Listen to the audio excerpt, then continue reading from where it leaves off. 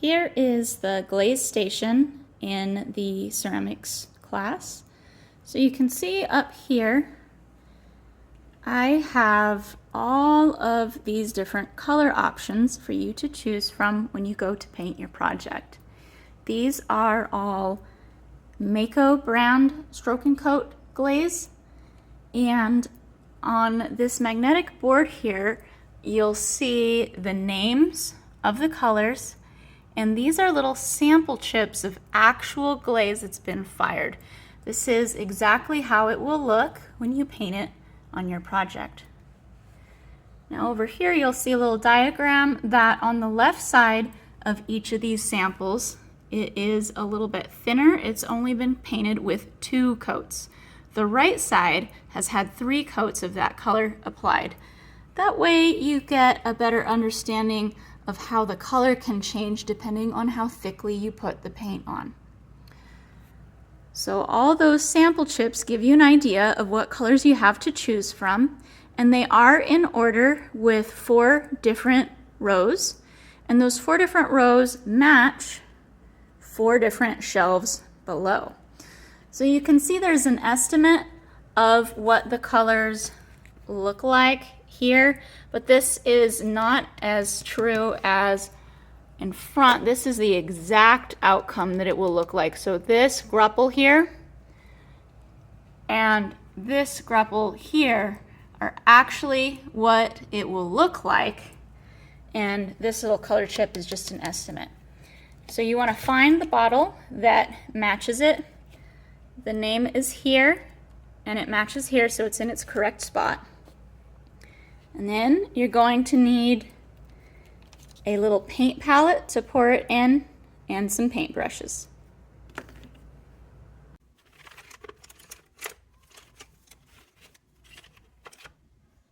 When you choose a paintbrush to apply your glaze with, it's a good idea to first make sure it's clean. You see that dust? The last student who used this didn't do a very good job of washing it. When you wash your paintbrush, make sure that you sort of open up the bristles, or you maneuver the bristles with your fingertips to make sure the glaze on the inside of the brush gets washed away. When you go to put your chosen color in the paint palette, something to be aware of is sometimes the lids get a little buildup inside them and they don't close as well. So when you open it up, there might be a little bit of buildup around this part. Just break that off. And when you do close it, sometimes I'll give it a little extra push to make sure it's completely closed. When you go to use a color, you need one of these paint palettes so that you can pour the glaze in that you want, and you open up the squeeze top and put in what you need. Don't overfill it. You can always pour more from here when you run out here, but if you don't use up all of this color, do not wash it down the drain. Instead of washing this down the drain, if you don't use all of it and the bell, the cleanup time, has rung, you're going to have to scrape this back in to the bottle. I'm trying to film one-handed, so this is a little bit difficult. But if you take your fingertip and push the remaining glaze back into the bottle, then it will be saved and we can reuse that. Glaze is very expensive, so that's why I don't want us to run all of this down the drain. Now I can clean my palette off. And when my palette is clean at the end of class, I can just put it back.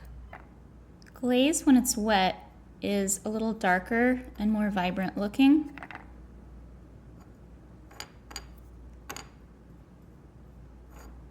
You can tell this is fresh glaze because it's a little bit of a deeper blue. Compared to glaze that has been painted on and then dried, you can see it's starting to get much lighter in color. But neither of these actually look like the final outcome. The final outcome is more intense color, it's shiny, and it's glossy like glass. That's because the glaze goes into the kiln and it will be melted at very high temperatures, and then when that melted glaze cools, it looks glossy and shiny like this. So when you're choosing a glaze color, don't choose it based on what it looks like dry or wet. Choose it based on what the fired sample chip looks like. That way you know what it actually looks like. I'm ready to begin painting, but before I can do that, the first thing I need to do is clean the surface of my project. So I have a sponge and a cup of water, damp sponge. Now I'm going to wipe all surfaces of the project down thoroughly. This is to remove any dust or oils. The dust might be left behind from fettling or from the kiln, and the oils can sometimes come off of our hands when we handle the project. If there's any dust or oil on the surface when I apply my glaze, it can mean that the glaze will not stick well and there will be a glaze defect, a flaw in the glaze. So we clean it off thoroughly. You'll notice though that I'm just using a damp sponge and I'm not running this under the faucet. This is a low fire clay, which basically means it has pores and it will absorb water. We don't want to soak it under the faucet and have it become completely waterlogged, just enough to clean off the surface. So I have my chosen glaze colors and my project is clean, and I've made sure that my paintbrush is also washed and cleaned out.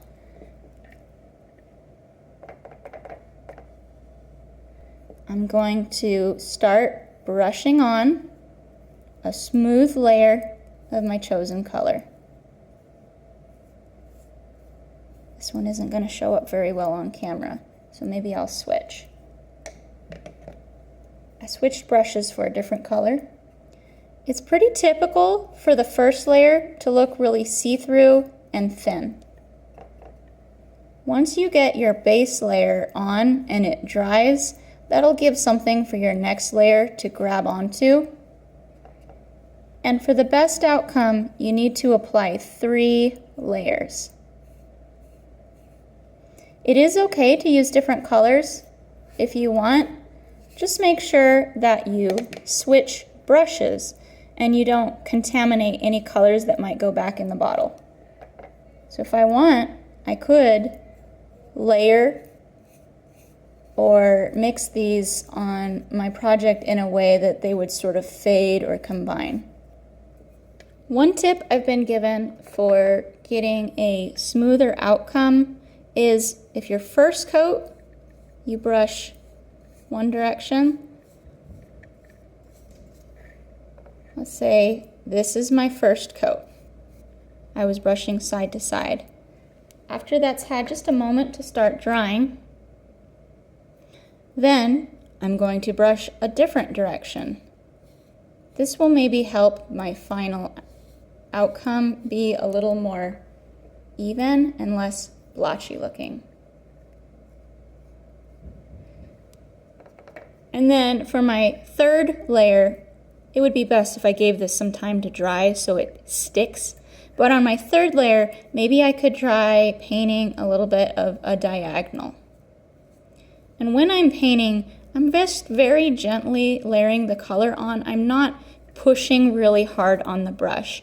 You're almost like hovering when you put your glaze on, so that the force of your brush is not actually pushing the glaze off or around. We're building thicker layers rather than just moving the first layer around. When you want really little details, aside from using a small paintbrush, another option is to use this detail bottle applicator. So I'm going to take the cap off. You want to make sure that it's clean on the inside and doesn't have any leftover color, and that the lid cap is also clean and free of debris in the end. Then I'm going to put my chosen color inside here, pour some in. I'm going to squeeze a little bit. Put the cap back on.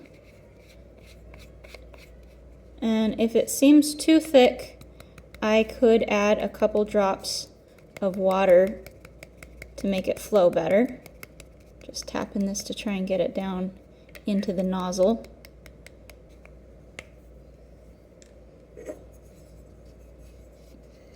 And then you should be able to gently pipe out some designs.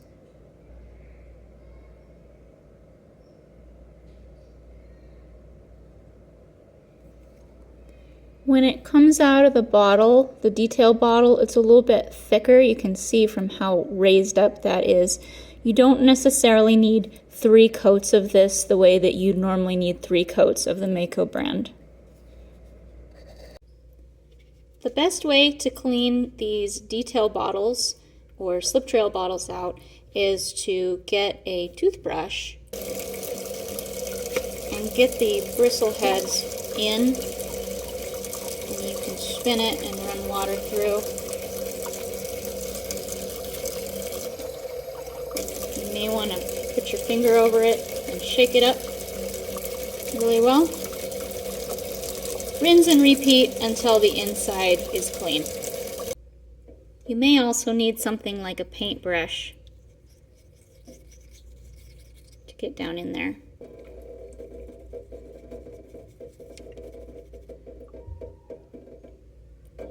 But please be courteous and clean it out so the next person doesn't have to do the job for you. Let's talk about glazing accidents.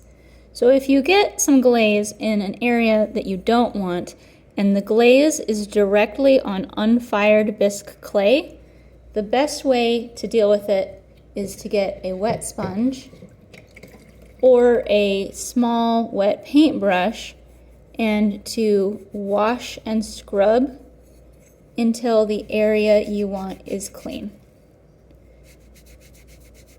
For more precision, use a stiff bristled paintbrush and reach in and wash off the area you didn't mean to get the glaze on.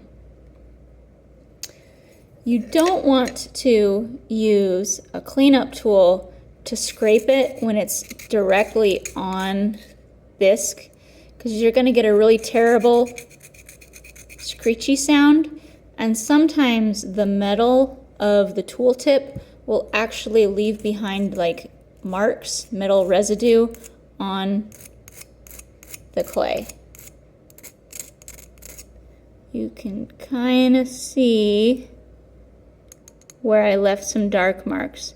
It's also going to dull the tool because this is really strong and fired, and it'll make the sharp edge of this not as sharp. So the best time when you do want to use a tool like this is when your glaze is on top of another glaze.